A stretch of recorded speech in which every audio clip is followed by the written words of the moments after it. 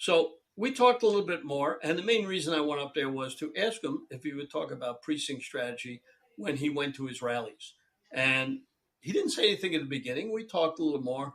Then he said an interesting thing. He said, "Steve, I know you do um, a um, a broadcast, Zoom meeting on precinct strategy because Liz told me about it." And he said, "What do you think about the 2024 election?" Well, I said, the cheating is still going on. You know that, and I know that. And I said, nothing has really changed. He said, well, why don't you do this?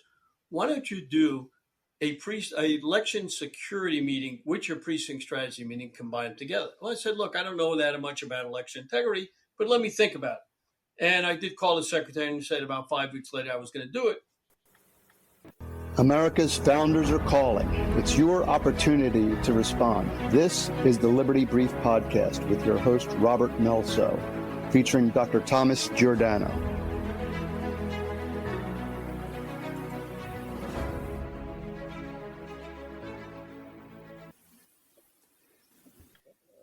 Hello again, this is Robert Melso. Welcome to the Liberty Brief. Dr. Tom and I are honored to have as our guest a key figure in contemporary American conservative thought, Steve Stern.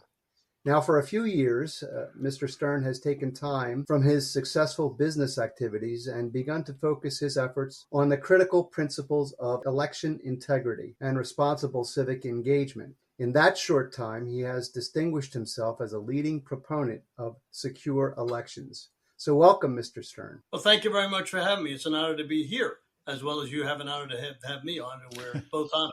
So, and we have a doctor here on the right that's going to... Yeah, so we're all honored. Okay. Well, no, we have a lot of fun on these podcasts. I've done 134 podcast TV shows in the last 4 months, so I'm starting to get worn out. But I want to start with something. You know, a lot of people ask me a question, and we don't have a lot of time on some of the shows to have the fun that we have. So I'm going to show you an envelope. I got this for my 81st birthday. I'm 83. But you see the envelope. I don't know if you can see this well, but there's a little split in the envelope. Do you see that or no? Yeah. So you see the cut. Well, what happened was on my 81st birthday, I came home on my birthday, May 20th, and I got that envelope. But normally, I open my mail, and this particular time, my wife opened the mail, and she went like this. But I'm going to open up the letter because, you know, God sometimes does some things, and people ask you why you do it. Well, I got this letter from our president. I could recognize the signature. And at that time, he wasn't a president, but it was nice stuff to get it. So I'm going to read this. I don't do this too often, but this is a fun show today, so we're going to do it. So it says, Dear Steve, we join your family and friends in wishing you a happy 81st birthday. Our nation is strong because of hardworking patriots like you who believe in and defend the great American ideals of faith, family, community, and country first. Your commitment to excellence and dedication to exemplifying the American dream through ingenuity, hard work, and principled leadership is the foundation of your tremendous success and demonstrates the proud spirit of family-owned and operated business. As you celebrate this special day, we hope your heart is filled with joy, knowing that you have experienced our country's greatest blessings, freedom, and the affection of your loved ones. Melania and I send you our very best wishes for your continued health, happiness, success. Happy birthday, and may God bless you and your family, Donald Trump. Now, that is beautiful. Not too many people. That's beautiful. I think it's a lovely letter, but let's tell you how all this happened. And it's a story that I guess, you know, God comes down, taps you on the head, and said, "Hey, you ought to got to do it." So you see two pictures in the back. The one to my right of my hand, that's the first one when I first met President Trump. And how that all started was I was supporting a candidate running against Debbie Wasserman Schultz here in Fort Lauderdale. And I was helping that candidate. And this was a big event happening at Fort Lauderdale at the arena where there was many people going to speak and President Trump was going to speak. And our Fort Lauderdale Executive Committee, which I'm the vice chair of, we had an event there as well as everything else. So what we did there was we built an area so when people walked in, and there was 18,000 people there, we stopped most of the people, asked them to join the Republican Party if you hadn't, and we had tables set all up there in different places so that they could sit down, and we got tons and tons of people to sign up. And During that particular time, I was there for about 2 hours before we got this program started. And how this all happened was my candidate was invited to be one of the few 25 people that were going to visit with President Trump in a conference. And they invited me along because I got the candidate to help. And I also got a lot of people to come to the event. So Martha Bonetta Fain was one of the people that helped me. She was the one, the organizer of this thing. And there was a lot of people there. And we started about 10 o'clock. From 8 to 10, we were getting people in. And at 10 o'clock, we got together with the 25 people. We had different meetings with different people. We went from room to room where they had set up governors. They had many different people, Trump Jr., Dan Bongino, many people that we visited with, talked to, and, got pictures naturally with. And about 4 o'clock, they said, we're going to go into the arena and sit by this particular area. And then you're going to go down and speak to President Trump. Well, 8 hours on my feet and going from time to time, I was exhausted. So I'm glad we sat for about 25 minutes before we saw President Trump. And they took us into this room where there was no air conditioner. It was hot. And, when you don't have air circulating, and you're in the 80s, you get kind of wrapped up. So anyway, the Secret Service took all our stuff away, our pens, our phones, everything had to be put on the side. And there was 26, 27, 28 people. A few people joined us. We got a picture with President Trump. And the first thing I said to President Trump, and you see my little medallion on there, a precinct strategy person. So I said to President Trump, do you know what precinct strategy was? And he said, no. He said, but we're going to be in this conference and I'm going to talk to you. We're going to give each person 3-4 minutes to talk during this conference. So let's talk about what precinct strategy is so I can tell you what I said to him. So precinct strategy, how we got involved in that was, I've been in the Republican Party here in Broward County for 25 years. About 4 years ago on Steve Bannon, I saw Dan Schultz. Dan Schultz and Steve Bannon worked 14 years.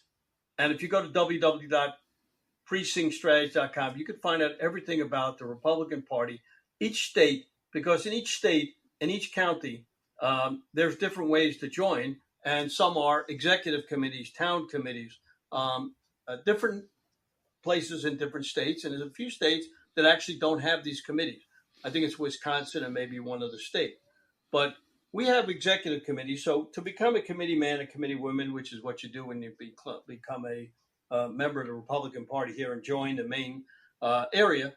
And how do you do that? Well, there's different ways. Some you get elected. Every 2 years they have an election. But if there's nobody that runs, you automatically become in. Or if you want to get appointed, you can do that too. So there's different ways to be in. Now, when I first started with Dan on Steve Bannon Show, there was 400,000 slots and 200,000 people involved. 4 years, I've been on maybe 200 programs, Bannon about 50 times, and there's only 210,000 people involved. So that's pretty bad when you consider there's 60 million Republican voters. So people in the Republican Party are basically lazy, and it's very hard to get them to work. So we struggle with the idea of getting more and more people to work. And then what happened on Bannon's program? So I called Dan, and Dan said, well, look, what are your success stories in Broward County? And I told him what that was. And he went to Cameron, who's the producer for Steve Bannon, and told him what it was. He said, hey, we want to have him on the program because he's been there for 25 years and he sounds like a guy that knows what's going on. So I got on there, and a funny story happened. In Bannon, on Real America Voice, you got to go on Skype. Well, I had no idea what Skype was, so I got a subscription to Skype. And they told me I was going to be on there at 10:15. Well, I got up at 3 a.m. and I'm making notes because, if you've never been on TV, and I said, well, how many people could be watching? I said, anywhere from 100 to 400,000 people. I said, oh, that's a lot of people to watch. You don't want to make a mistake when you get on. So I got up at 3 and I'm writing these notes for about 15, 20 minutes. I figured I'd go back to sleep. Well, I laid down and my mind started working. What am I going to say? How am I going to say it? So anyway, they told me I was on 10:15. They called it about 10:10. I'm on there listening to what's going on during the commercials. I expect to be on 10:15, and about 10:30 they text me and said, hey, we moved you to 11 o'clock. Well, 11 o'clock comes. Already lost 5 pounds of sweat and forgot everything I was going to say. And they text again, you'll be on 11:30. Well, they got me on 11:46. So here I'm sitting all that time, sitting there, listening to all the stuff going on in the background. and kind of forgetting what I was going to say because, you kind of like remember it, but then you forget it. So anyway, I got there, did my thing, and I had no idea what I was saying, but I did get a little. I got the clip, listened to it, and I did okay. And they texted me and said, "Hey, you did a great job." Okay, thank God for that. And I figured, well, they wouldn't have me on again. But about 4 weeks later, they texted me and said, "Hey, we would like to get you back on again, and we'd like you to cover these points." So I covered all the points, and they got me on numerous times, and like I said, I've been on there many times. And why we got on, and I'm going to explain to you all this when we talk about the other picture with President Trump, because that's a big thing that kind of changed my life. That was 2 days before the last election. And how do I get up to see him? 2 weeks before that particular thing, I had an appointment with him, and they called me the day before and said President Trump had to go to New York and he wasn't going to be able to make it. So I figured that they would not even get me back again because, you get an appointment with President Trump. It's pretty tough to get another appointment. Anyway, they gave me a date 2 weeks later, and that 2 weeks later happened to be an event that we've been working on for about 2 months to present President Trump an award for everything he did in Israel. So I was working with Jexit and United West, and I was one of the 15 or 20 people that were on the committee to do this, and we got about 200 people at that event. So at 4:30, I went to see President Trump. What was exciting about that was that Liz Harrington was pretty much the one that got me involved. She, Bannon, myself, and Dan Schultz, about 4 months before that, got President Trump to endorse precinct strategy. So I had called up and said I wanted an appointment with him to talk about precinct strategy. He gave me that appointment. It ended up that same day we had the event. And when I got in there was about 7 secretaries. And I want to explain what that is. What that picture is, that's if you've been to Mar-a-Lago, when you walk into the ballroom, if you go to the left, there's a staircase. That's his office upstairs. It's not a huge office, but he has about 7 secretaries. All of them were there, and he flew in Liz Harrington because she's the one that helped me. And I started talking to him. I had my wife there and my grandson. And we started talking about different things and precinct strategy. And while I was there, he was talking to his pollster. And, President Trump does 9 things at one time like I do. So he was doing that. He was talking to somebody, and he kept listening to me. So I was there for about 45 minutes, and we went over certain stuff. And I said to him, I have 2 candidates. I just took a shot in the dark and said, hey, would you endorse 2 of my candidates? He said, well, who are they? So he calls his pollster up. The pollster tells him both of them were going to lose by maybe 3 or 4 points. And again, he came back to me, what do you think? I said, well, look, these are 2 good guys. One guy was in Vermont, and one was in New Hampshire. Both of them were running for Congress. And he actually endorsed both of them, which was unbelievable 2 days before. One was General Bodock, and one was Gerald Malloy. And actually, Gerald Malloy ran for Senate just recently, also lost because in Vermont and New Hampshire, I have to tell you, besides the cheating, it's a Democratic area. So we talked a little bit more. And the main reason I went up there was to ask him if he would talk about precinct strategy when he went to his rallies. And he didn't say anything at the beginning. We talked a little more. Then he said an interesting thing. He said, Steve, I know you do a broadcast, Zoom meeting on precinct strategy because Liz told me about it. And he said, what do you think about the 2024 election? Well, I said, the cheating is still going on. You know that, and I know that. And I said, nothing has really changed. He said, well, why don't you do this? Why don't you do a election security meeting with your precinct strategy meeting combined together? Well, I said, look, I don't know that much about election integrity, but let me think about it. And I did call the secretary and said about 5 weeks later I was going to do it.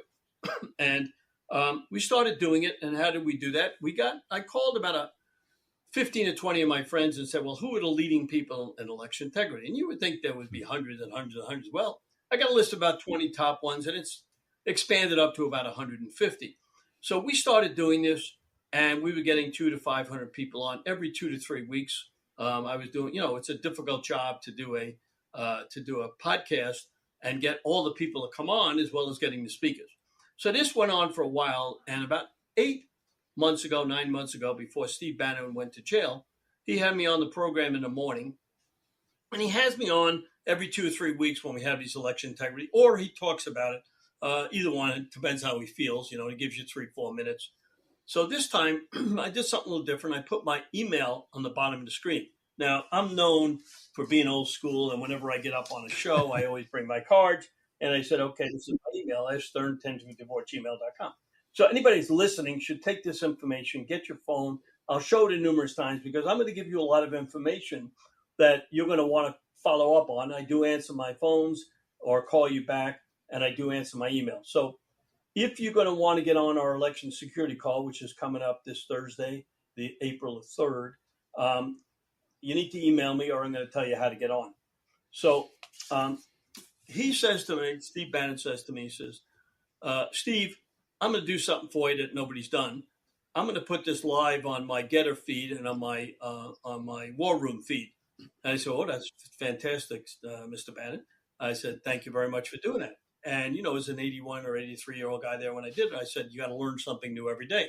So he puts it on the feed. And the next day I called his daughter, Marine Bannon, Captain Marine Bannon, and he said, well, how many people actually viewed this? Well, she said 48,000 people. I said, wow.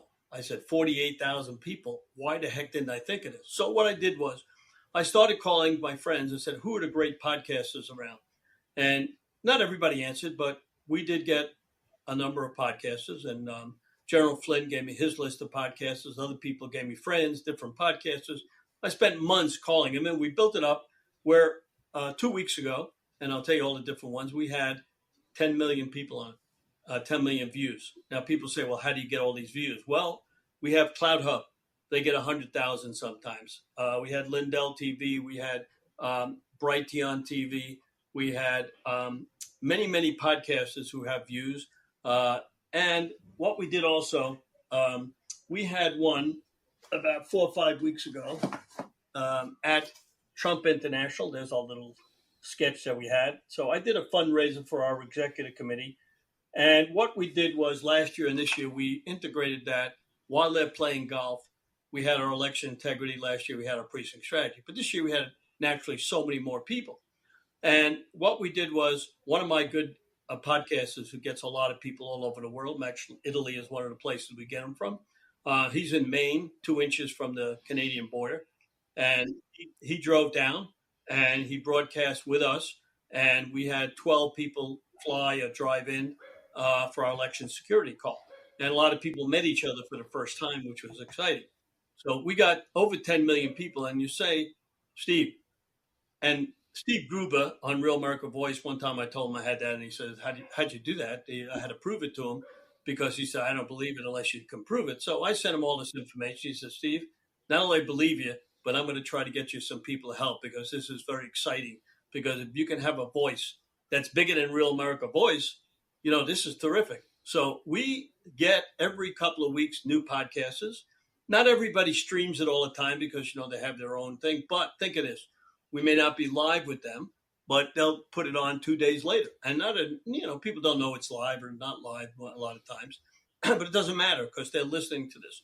And why is this so important? And we're going to tell you some of the people we had on. But why does everybody think this is so important? Well, what happened was, one, we're going to tell you some of the most important things. I got a gold star, which was terrific, from the Republican Party because I got on time after time on shows asking people to go to Protect the Vote to get poll watchers and poll workers. So they claim that I got, I don't know it's a fact, but they claim that I got around 30, 40,000 poll watchers for them because every time I got on TV the next day, or the same day, they got new people. So they estimated that, and they thought that was fantastic. Now you say, Steve, hey, that's great. The Republican Party, that I'm sure the Trump campaign Republican Party got together with you. Zero. I had to fight my way through it, and we had 20% communication. I went to Bill McGinley. I went to Christina Norton, Christina Bobb, kept calling, fighting, email, texting, because it only makes sense. If I'm the vice chair of Broward County Republican Party, you would think the hierarchy, Laura Trump, Watley, would connect with you. No, they used their own people. So what happened was Trump won, but the down ballots, a lot of them lost because we still didn't do what we were supposed to do. They concentrate on Trump winning. And yes, he won by quite a bit, but I don't think that was because so much of the election integrity, although it helped, and I'm going to tell you what happened. So 2 days after the election, I started getting texts and emails saying, thank you for everything you did for the election. And what did we do? We brought all the people together on these meetings. We brought the experts on to tell them what to do to become poll watchers and poll workers. That's the first thing. We got we got 250,000 poll watchers and poll workers in 2024 against 2020 when they only got 100,000. Well, people say, well, why did that make a difference? Well, between working with 6,000 lawyers, those poll watchers and poll workers, and many apps were able to focus on, I'll give you a couple of examples. One was when Wisconsin, when they brought the 3 trucks in the middle of the night, they had already closed the election, so they couldn't use those. Well, how the heck do you get 3 trucks of ballots in from California? Well, we had on one of the girls, Deb Monks, on one of the shows. I had her spend 2 months doing research on all the people that print ballots, because nobody talks about who prints the ballots and what happens to the extra ballots. In other words, let's say I'm in Florida and we need 2 million ballots, right? And they print up 2,100,000. Where does those 100,000 ballots go? That's how the extra ballots got from California to Wisconsin, because they print up so many ballots and nobody knows how many they print up because they hide the facts. So when you take all these ways that the Democrats can cheat, we started exposing all this. We've had Cleta Mitchell on, Jovan Pulitzer, many of the top people explaining to all our precinct committee and committee women. We had all these different groups come on and listen. And when you get that many people on and they go back to their people telling them how to get the illegals off the voter rolls, they'll help get that.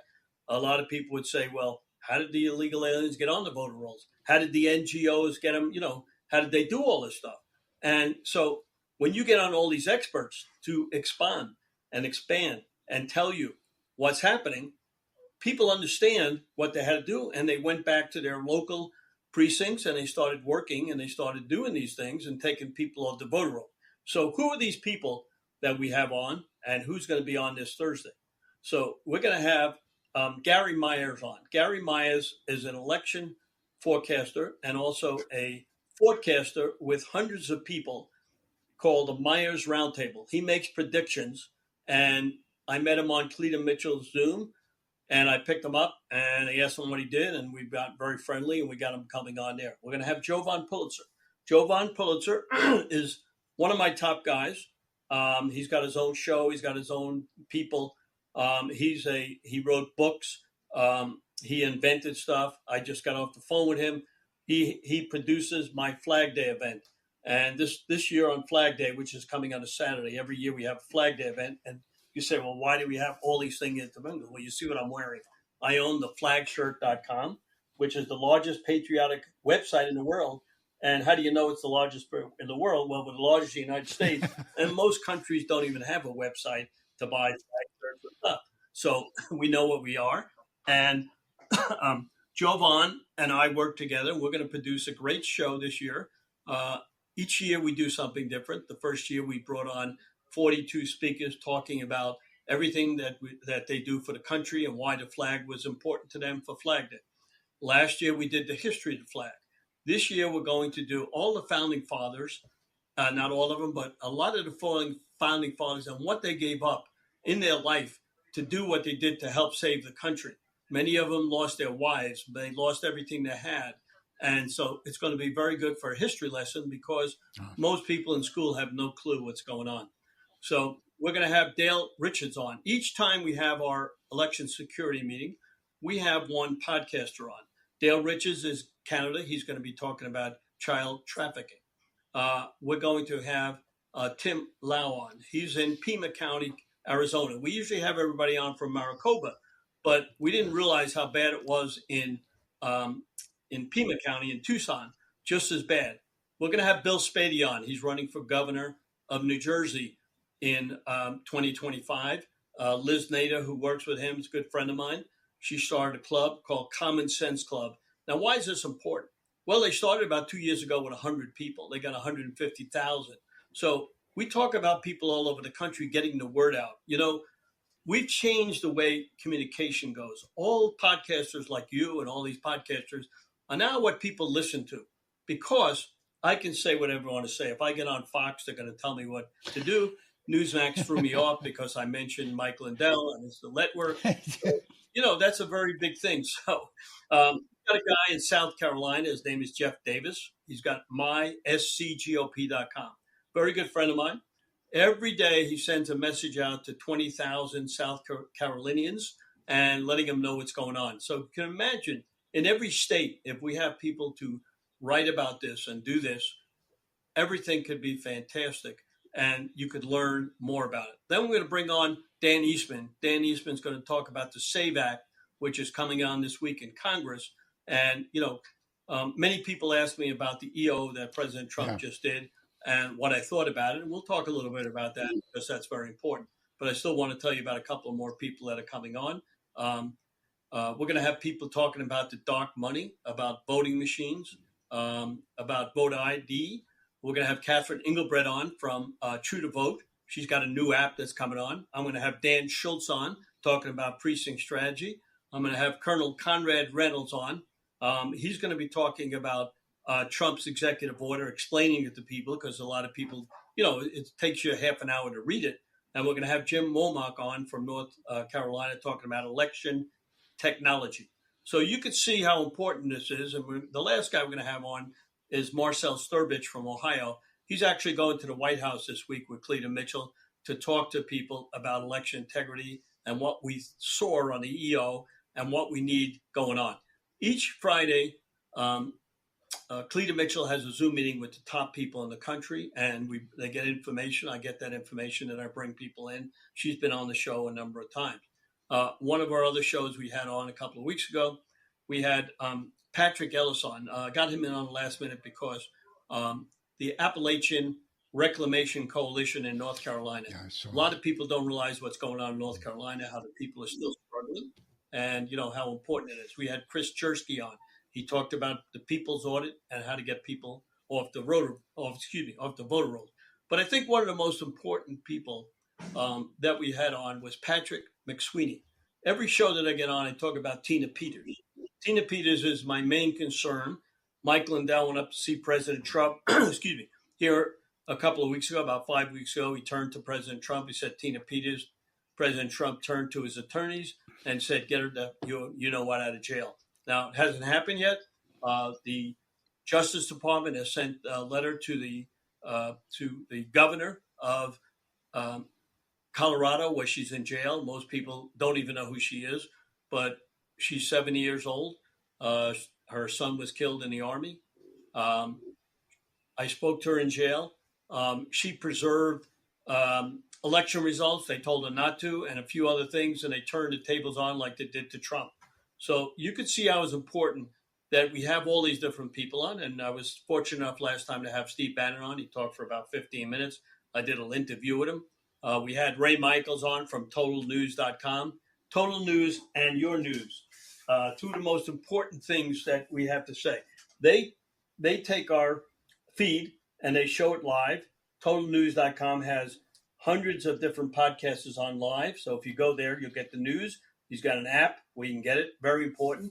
Both of them are friends of mine.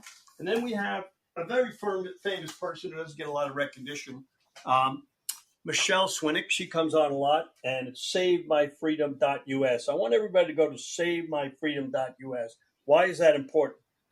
She's talking about how the election was stolen in Arizona, how Kerry Lake lost the election, and how it was a lot to do with the Republicans as well as the Democrats. So very important on some of that stuff.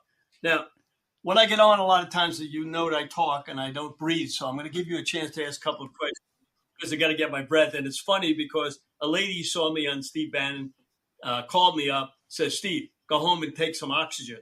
Because when you talk so much, so fast, and you know what you're talking about, and you want to get a lot in. Because when they have you on, Steve Gruber, Bannon, you get 5-6 minutes. So you got to put a lot of information, 5 to 6 minutes. So Dr. Tom, go ahead and come up with a couple of questions. We'll try to give you some results.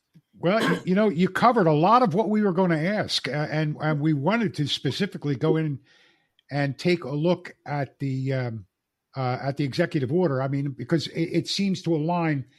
What we notice is that you're starting from the grassroots up. you starting at the precinct levels and moving up as far as we understand by the organization. Correct. So Rob once asked me what I thought was the major flaw in the voting system that we have. And it occurred to me that flaws don't create fraud. People create fraud. You know, if the greatest flaw in any system primarily starts with self-serving malintentions and a lack of virtue on the part of who would corrupt it. Okay? So if we look at the process itself, and I'm sure you've done this, there are many avenues that can be attacked as far as voter fraud goes and all that. The first is who's voting and how the ballot is getting to the precinct.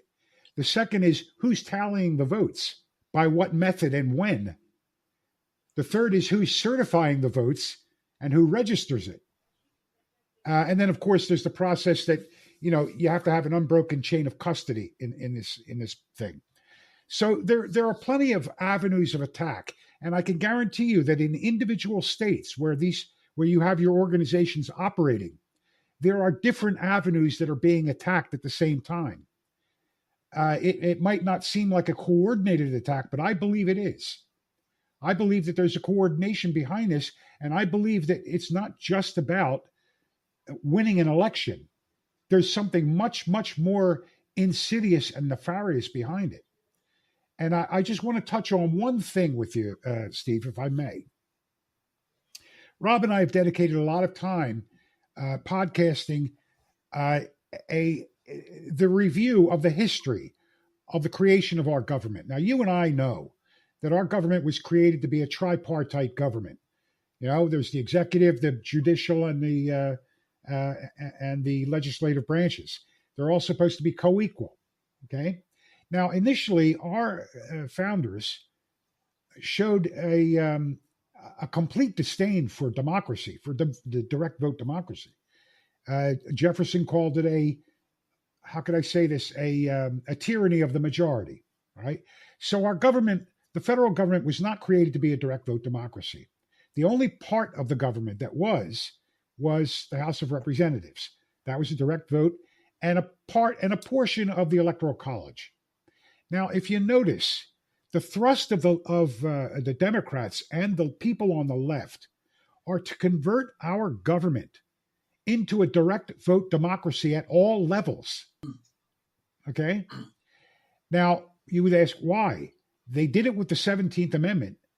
And when they converted senatorial nominations or selections from the state's assemblies, and they converted it to a direct vote democracy, we, for all intents and purposes, lost our republic, because the check on the federal government was supposed to be the states themselves.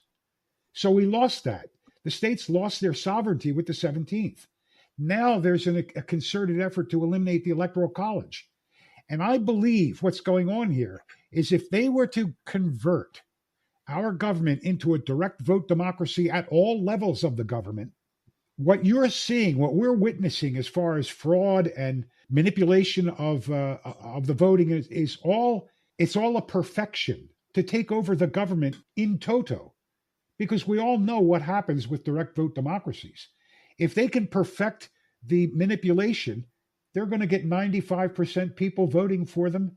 And, who's going to know? Who counts the ballots in those cases? Do you see what I'm saying? It happened with the Weimar Republic. Well, so I believe that the importance of what you're doing starts with the vote. Everything is downstream from the vote. But I believe that there is a much more nefarious reasoning behind this fraud, rather than just simply taking and winning a single or a couple of elections. This is a concerted effort, and it's been happening, since Marxism was thrust into our government from Wilson onward. So the progressives have taken 110 years, and they've almost got their way, and that's why I think what you people are doing is important. We've got to hold on to that vote. We've got to make sure that there's nothing happens to the Electoral College. And the other thing that I have to ask you is, one of the things that we notice is that this is a very recent thing with the executive order that Trump did on election integrity, okay? Election security. but we do have precedent in law. We do have precedent, political precedent. We need to have a constitutional amendment done to make sure that those things are not violated, because you and I know that an executive order, as it comes into effect, it can also be taken out of effect. You see? So is there anything that the federal government can do as far as amendments go that can basically solidify what's going on at the states to make sure that fraud is not a part of this anymore? Well, the first thing they're doing in his executive order is having proof of citizenship, which Right. probably was in there anyway, and voter ID. Those are the two things that he wanted to get across that was the most important. Now, this week coming up is the SAVE Act. And if you read that, there's a lot of this stuff in there. So we have to see what actually happens in Congress and in the Senate, whether they pass this. And there's also other stuff going to be put in. Now, you know that we got about a year and a half left. Oh, yeah, absolutely. And this Absolutely. next election, I've already read, where they're working on the Senate, they're working on the House now. I think that we're gaining votes, Republicans all over the country, because the young people see what these idiots are doing. They're not stupid. You know what I'm saying? Oh, And yeah. Yeah, now, you're right. You're right. what he didn't address, which we're trying to get to him, I had somebody call Susie Wiles today through the White House, leave her a message, is the mail-in ballots. When COVID hit, there were certain states that only mailed out ballots, that there was no really law to do that. So we need to get that taken out. We need to only, in other words, there's 3 states, I believe, that only have mail-in ballots. They don't even go to the polls anymore. California being one, I think, Oh, and I think Colorado. So that's important. So we have to see over the next 2 weeks what's going to happen in Congress, because like you said, President Trump can only do so much. right. And the good thing is, in this next election, if we get rid of the non-citizens, because even in California, there's 20 million non-citizens. And what we have to do is, if you notice in this thing, there was they want to prosecute now all the fraud. So if they actually start to arrest people, double voters, let's talk about double voters. Linda Sinkowitz, fightvoterfraud.org. She has an organization which shows you double voters in many states, and she will give you that. So if you, again, go back to me and email me at sstern1054@gmail.com, I will give you Linda's information. You can get to her. She will give you that particular thing. The other thing I want to say is, I was never a big social media guy, but I have seen how social media, especially X or Twitter. So go to Stern American on Twitter or Stern American Rumble. You will see everything we're doing. Now, that's even more important, because we are building a voice. And the key to building a voice is getting people on social media. Because when we have an event, boom, we pop it out and you see what it is. And there are people, I have hundreds of thousands of people that follow them. So let's say my voice is here. You get all these other people to follow you, and now we direct you. Okay, check Congress is going to pass the SAVE Act this week. Many people don't listen to TV. They don't read papers. They don't have time. They work 2 jobs. Right. People can't understand. And look, inflation is hit at such a high rate that people have to work, and they got family, and they're not involved in politics. So don't think that everybody is going to be doing this. It's just, an average group of people. So that's just some of the stuff. And I start to lose my voice after about 30 minutes. So let's come up with a couple more questions, and I'll leave you guys. And I know it's getting late where you are. So, yes, I do have one question. Go ahead. Should the Republicans not be able to complete the agenda that Donald Trump has for them within the first 2 years, but obviously by the end of his term, should they not be setting the groundwork for Article 5 Convention of the States amendments? To take these things, if they can't get it passed within the proper constitutional ways there, could we rely on Article 5 Well, I know people call me about that and they want to get involved. There's not much support for that, unfortunately. I think we'll get a lot of his stuff done because Congress realizes what's happening. We have 2 special elections in Florida tomorrow to get 2 more Republicans in there. They're favored to win. Stefanik just got back in. So we're Right. getting, we Right. need more and more, because we have a couple of rhinos in the, in the House that vote against us or stall. So President Trump will get this done because he had to wait for more people. If we get 3 more votes, that's 3 more that we don't have to worry about. So I think that's all going to happen. I think everything that he wants is going to get done because he got, the popular vote. He got all the states other than, the blue states. And he has a lot of support from the people. So I think that's good. I want to thank you for having me on today. And I think we lost our co-host. I don't know if Robert's still there. Yeah, he's still there. Oh, You okay. did lose me for a minute. Rob, do you have a question before he goes? I mean, Yeah, my question is why, if I'm in Philadelphia, am I keep dropping my connection to you? it's because you're not in Bay Ridge. But anyway, Steve. So, All right, just one more time, Steve. How do we get a hold of you for our audience? Because this is not video recording. I think you want to just tell us. yeah, so go to stern1054@gmail.com. Go to 954-318-6902. If you get a clip of this and you have the video of this, we'll get it out for you also. We have a big voice that sends it out. It goes on our Stern American Rumble where people can view it. So it goes out quite a lot. You can call me at 954-318-6902. That's 954-318-6902. That's my business phone. I won't answer, but if you leave a message, I'll be glad to call you back. And one last thing. That's a terrific shirt you're wearing. I wish I had one. How do I order that again? Go to theflagshirt.com, www.theflagshirt.com. We have everything from umbrellas to earrings to capes for ladies. Socks are a big thing with us. I'm going to show you one important thing. I know people can't see it, but our number one item, believe it or not, is a cowboy hat.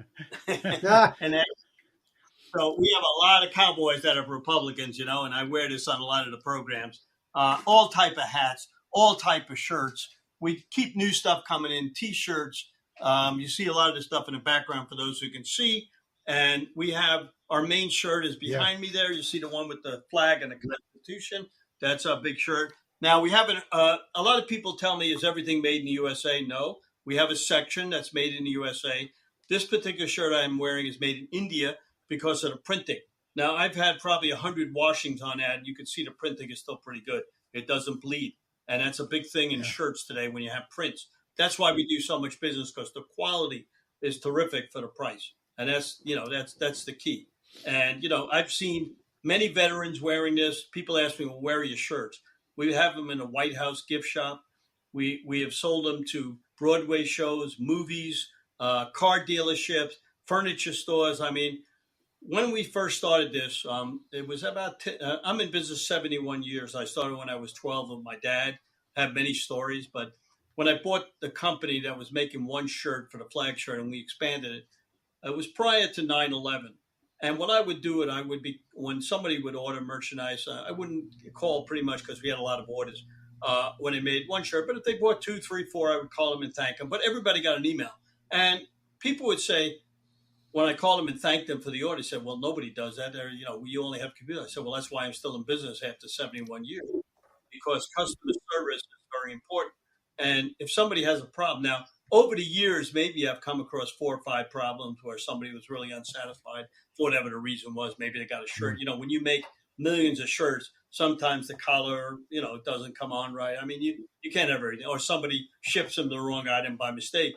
4th of July is our biggest time, and we're shipping thousands of orders a day. And, normally I get on Bannon, John Fredericks, many programs and promote because basically maybe about 70% of our business is May and June for the 4th of July. Wow. That's when people really get dressed up for that. Yeah. So we do parades. I mean, it's unbelievable over the years who I spoke to. We did the Atlanta Braves bought it, the LA Dodgers, some of the basketball teams. For 4th of July, they all get dressed up and go to dinner or something like that. So they buy shirts, and it's pretty exciting to speak to all those people and thank them, that they did that. Yeah. So I still send pretty much everybody an email thanking them for their business. Sometimes 4th of July gets so overwhelming. Yeah, I would imagine. I had cousins in Philadelphia They ran, they owned Mitchell and Ness. They had contracts with the football teams and the baseball teams and everything like that. They made sporting apparel. Anyway. Right. All right. I want to finish. So, I have an idea. Yeah, I just want to say one thing. I want to do a shout out to our gunnery sergeant friend, Rob. You want to do the honors? Gunny Cornwell? Gunny Cornwell? Yeah. Yeah, he introduced us. And I wanted to thank him for that. He's a really good guy. I think I got introduced to him by one of my podcasters. So that's the whole key. I'm a communications guy. If you don't speak to people, you can't get it done today. And people don't, very people call each other, it's like unbelievable how I'm lucky enough that people call me at a contingent. My wife yells at me because I, answer the phone at night. I said, look, you got to answer the people, because if you don't answer them or call them back, then they get upset because they know I do. So, and it's so funny. I get on this program, Cowboy Logic. I don't know if you ever saw that. It's on Saturday on Real America Voice. And he always fools around with me. He picks up the phone and calls my phone and shows everybody to actually pick up the phone. So we have a lot of fun. I have one last question. For those of our listeners who want to get involved at the precinct level, what's the best way for them to get involved? Well, the easiest way is go online and see your Republican Party of the state or of the city, and you'll find that information. Everybody has a website. So if you're in Philadelphia, go to Philadelphia Republican Party. There's a website there. Pennsylvania has an official website for the Republican Party. Like, we're lucky in Florida. If you pull up the Republican Party, there's a map, and each county has the chairman, the vice chairman, and the secretary, and the committee woman, the committee man of state. So you find their number or email, and you can get to them. So each state does it a little differently, but you can find it very easily. You can also belong to a club. They usually have the Women's Republican Club. They have a Republican club if you don't want to belong to the main thing. Like, we have 12 clubs in Florida, in Broward County around our main club. So we would have one, like, say, in Weston, where I'm the vice president of it. We have one in Sunrise. We have one in East Fort Lauderdale, one in Deerfield. So all around Coral Springs. So that gives you a chance to join a local club, so you don't have to belong to the main organization. And one thing I'll tell you, if you are not a Republican for 12 months, you usually can't join, because we have people, we cut that because Democrats were changing to Republicans so they could run as a Republican in Republican areas where it's a stronghold.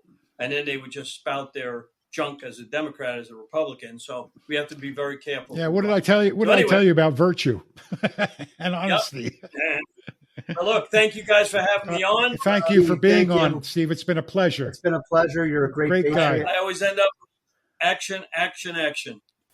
You've been listening to the Liberty Brief, based on the book Unalienable, What It Really Means and Why It Matters by Dr. Thomas Giordano. If you want to help spread the word, please subscribe, like, and share using the links below. You can also check out Dr. Giordano's book on Amazon using the links as well.